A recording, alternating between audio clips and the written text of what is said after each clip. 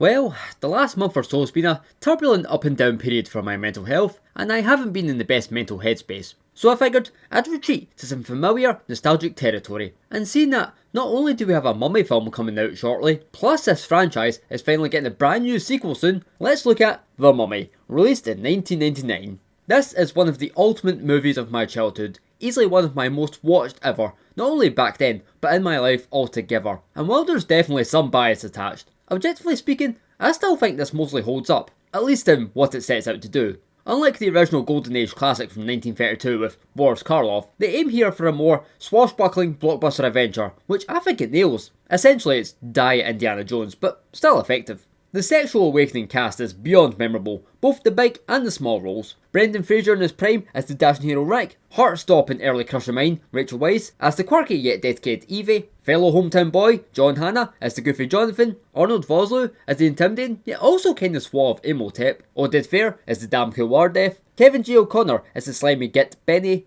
and Christ, I could go on. Seriously, every character makes a stamp. The rootin' tootin' Americans, accompanied by Jonathan Hyde, playing an absolute snob, because of course he is. There's Dr. Bay, Winston, the Warden Hassan, and Axe Cinnamon, the list goes on. Now admittedly, most of them are cliché archetypes, but the actors own their parts. The story is simple and easy to digest, and the rip-roaring 2 hours just gust through.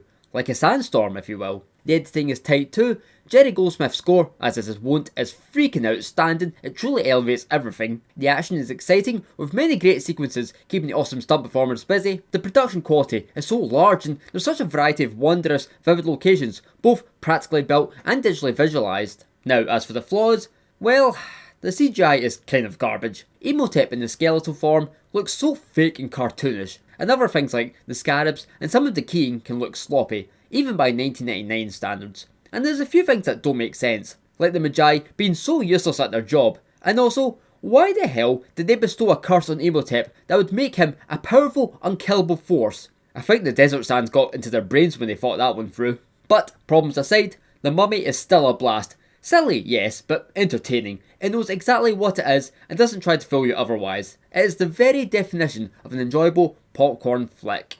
Now quickly, as for the sequels, The Mummy Returns is really rough in hindsight, but still remains a guilty pleasure. And Tomb of the Dragon Emperor? I have seen several times yet I can't remember a damn thing.